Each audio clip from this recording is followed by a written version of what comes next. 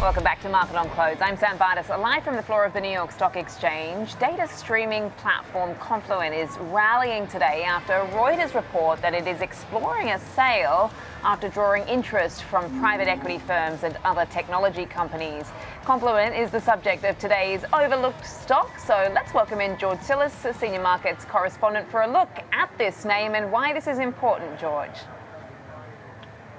Well, I think it's important from the standpoint of the secular trends that we're looking at or participating in right now. Markets are hitting highs. It's all about, software as a service, cloud native platforms that essentially integrate AI as well as, of course, data analytics. And that's essentially one of the primary business that Confluent is in. They're essentially known as a data streaming technology company, but they're basically a back-end application company that connects things like data, language models, AI inference, but also data processing and enterprise governance. And one of the things I noticed about the company is, first off, I look at price, and I noticed in the last 3 years, the stock is down considerably, like 38%.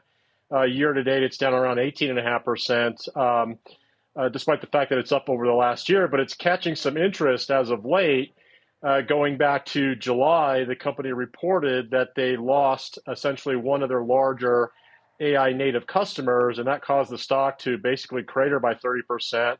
But it's starting to pick up interest here, at least from institutional investors or particularly perhaps private equity. There was an announcement today, so there's a catalyst that caused the stock to move higher between 8 and 10% at some point in time today, because the company has declared that they're looking to potentially sell themselves to either another company or to private equity. So they're drawing interest. I think they maybe announced this so that they could perhaps encourage some other competitive bids for their business, which, if you look at it from a technology standpoint, they seem to have a pretty well-pronounced technology platform. They do compete quite aggressively with other mainstay competitors, which are larger, like Snowflake and Datadog, Elastic, as well as MongoDB. But nonetheless, the company's been growing its gross margins over the past 5 years, but it hasn't essentially generated any profits. And I think one of the challenges the company is facing is they have really high R&D expenses and also high selling general administration expenses. So if you take the summation of those two variables together, their operating loss was around $1.3 billion on sales that were roughly $1 billion last year. And I look back, historically speaking, the company has not earned a profit, at least from the financial accounting standpoint that I can see, going back about 10 years. But their technology seems to be progressing. But I think that's what's happening here is that the business is not run very well.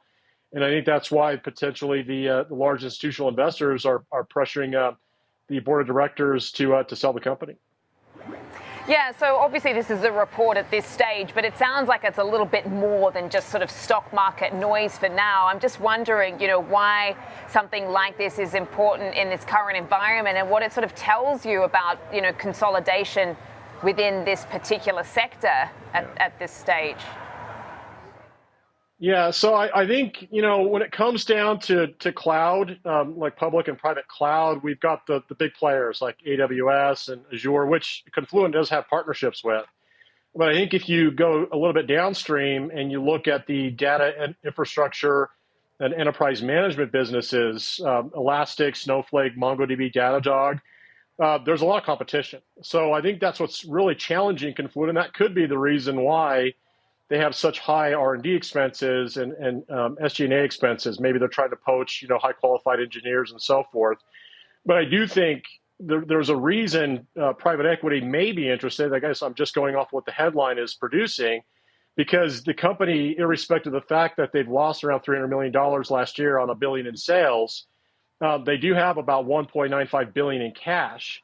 Now, if you take that number relative to market cap as of close yesterday, around $7.2 billion, it's around 27% of the market cap. So it appears, at least the way I look at things, that this company has the ability to streamline its operations, either through synergies that private equity can deal with or manifest, or private equity may end up taking it over potentially. I'm speculating here, and reselling the company to another larger player. So I think this is an interesting one. because I just can tell after looking at financial statements so long that the business technology seems to be fair and good, but the challenge seems to be that they have a lot of expenses from an operational standpoint, and that's really what private equity wants. They want to be able to cut operating expenses, but they also have a penchant towards businesses that have a large cash position on the balance sheet, which is the case with Confluent. Yeah, I mean, just very quickly, is this sort of an isolated case within the sort of data sector, when it comes to the whole sort of picks and shovels right now, or is this the only one that sort of stands out in a meaningful way? Well, it stands out to me at least because the performance this year has been poor, and especially in the last 3 years. So it begs the question of what's going on. It appears, like I said, that there's a lot of competition in this data infrastructure management space, and if you don't have the scalability, perhaps large customer base that maybe a Snowflake has, or essentially a partnership like MongoDB has with some of these players, they lose scalability. Smaller businesses like Confluent lose scalability, especially last quarter in July, the company's stock plummeted by about a third because they declared they lost a large native AI customer. So again, it comes down to valuation, what's attractive to private equity, and looking at the pieces of the company that could be picked up and improved on. But again, that's just speculation that's just speculation on what could happen going forward. But nonetheless, it was a nice move today based on some positive news.